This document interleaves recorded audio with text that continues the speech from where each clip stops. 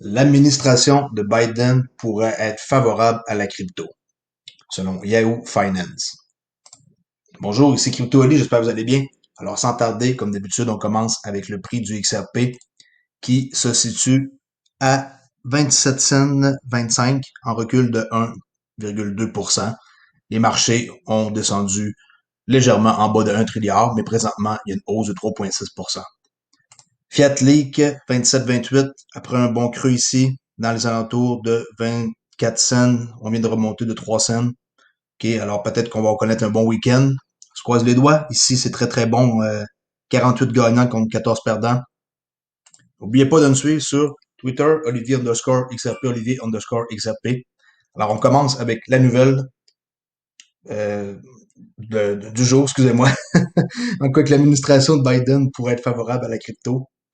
Bitcoin qui est en hausse de 300% au cours des 12 derniers mois.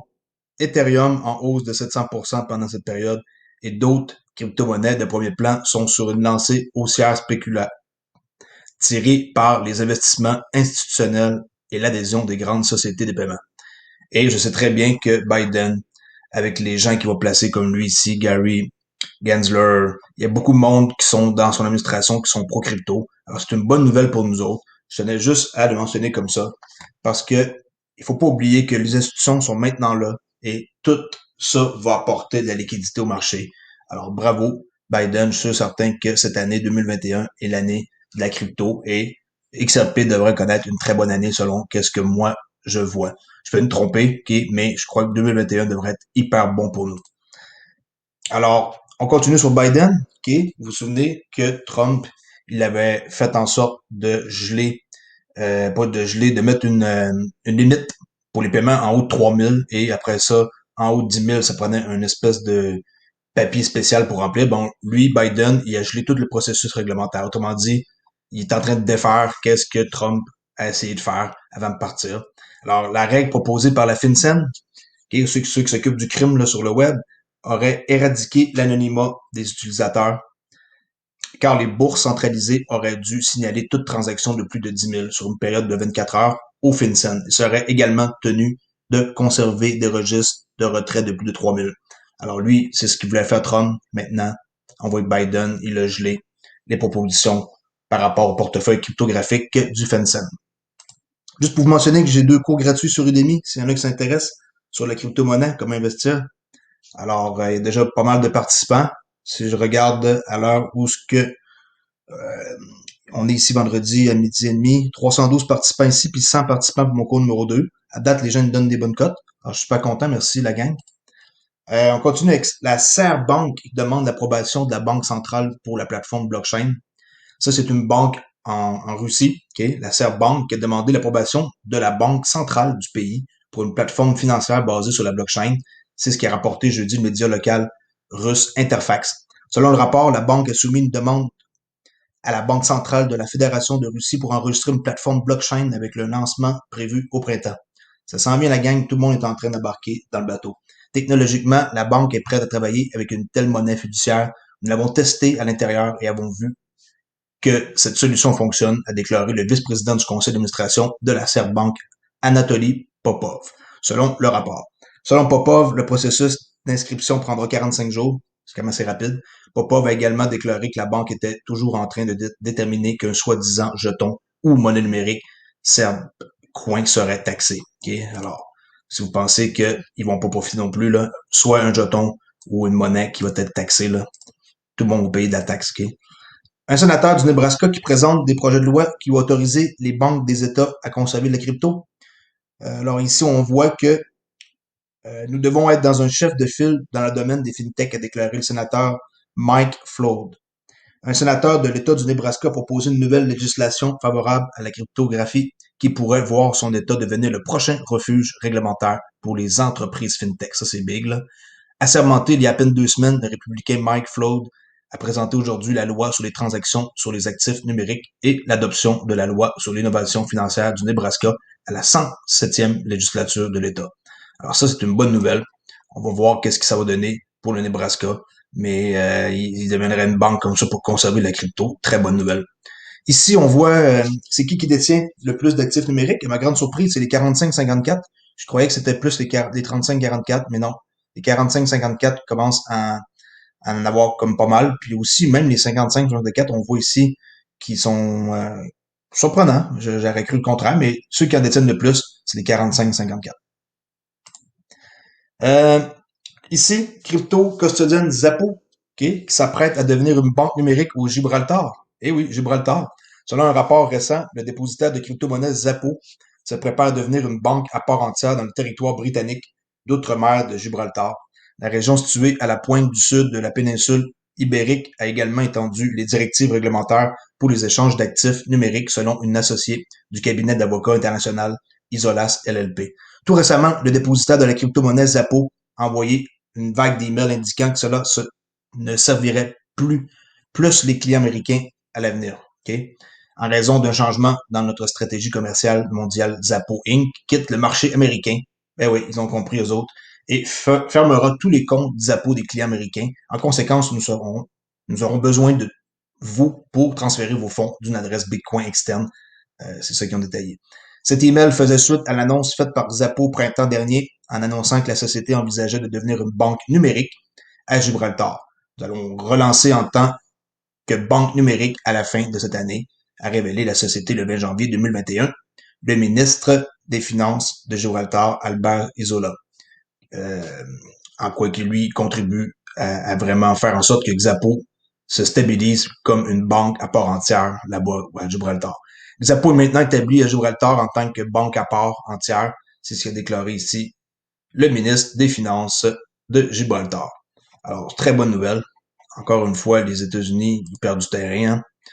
Hein. Ici, ben là, on l'avait vu tantôt que l'administration favorable à la crypto, Trump, excusez-moi, Biden, on a tellement entendu parler de Trump pendant 4 ans qu'il nous reste dans la tête, là. Sequoia Holding, qui dit que les employés peuvent toucher une partie de leur salaire en crypto-monnaie. Ça, c'est intéressant. C'est une de Reuters, la nouvelle. Les fournisseurs de services de développement de logiciels Sequoia Holding Limited a déclaré jeudi que ses employés pouvaient désormais recevoir une partie de leur salaire en crypto-monnaie s'ils le souhaitaient. Dans le cadre du nouveau programme, les employés peuvent choisir de reporter une partie de leur salaire en Bitcoin Cash, en Ethereum, de la plateforme Ethereum, a déclaré Sequoia Holding. Good nouvelle. Nouvelle course mondiale aux armements de la finance numérique se réchauffe, oui. Plus de 80% des banques centrales du monde entier explorent leur propre crypto-monnaie. Je vous ai montré un document de Ripple l'autre fois qui le prouve.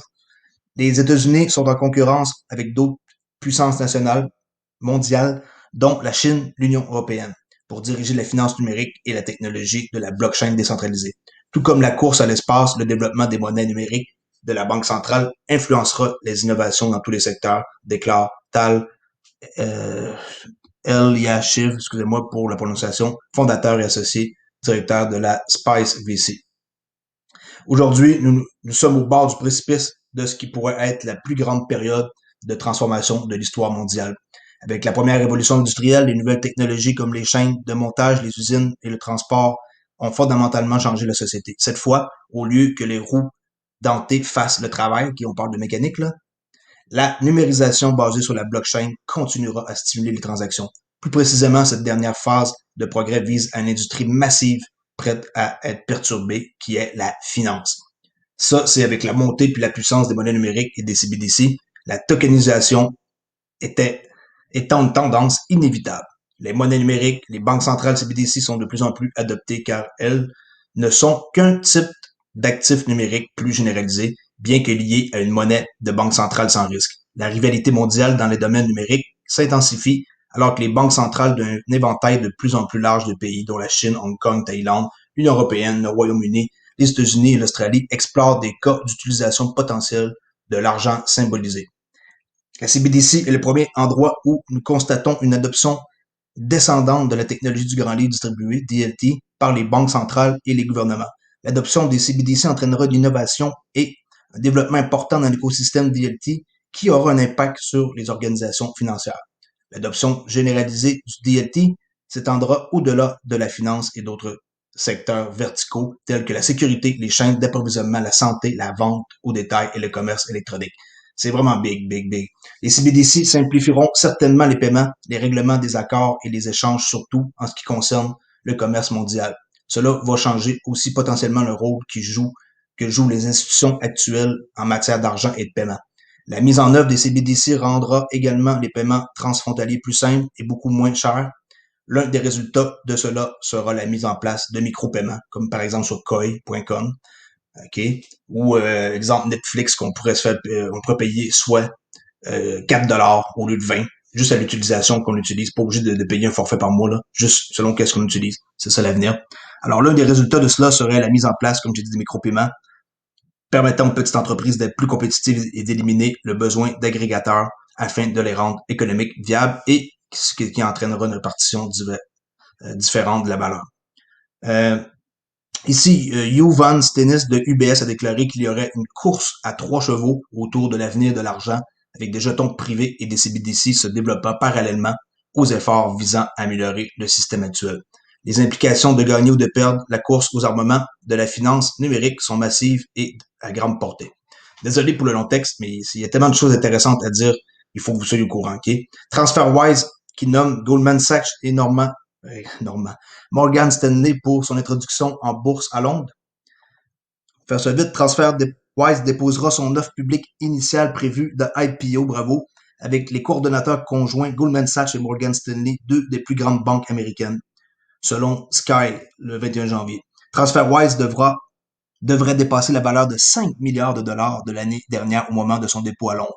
L'introduction en bourse fera de la start-up Licorne, qu'on appelle, okay, l'une des entreprises technologiques les plus précieuses du Royaume-Uni.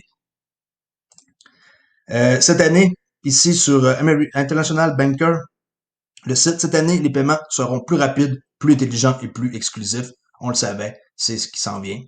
Et ici, on termine avec l'objectif de BBVA, qui est de fournir à leurs clients un accès à de nouveaux marchés d'actifs numériques.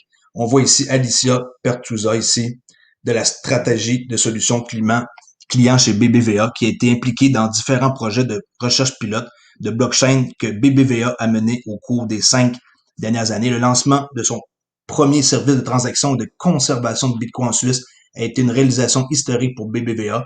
Le déploiement a été rendu possible grâce au cadre réglementaire. Et oui, le cadre réglementaire, eux, ils l'ont mis en place par le pays helvétique, qui offre une opportunité unique d'explorer l'innovation dans la gestion des actifs numériques. Dans cette interview, Pertusa explique comment ce service n'est qu'une première étape dans un domaine qui va avoir un impact direct sur la façon dont nous échangeons non seulement de l'argent, mais aussi tout actif ou élément d'information précieux.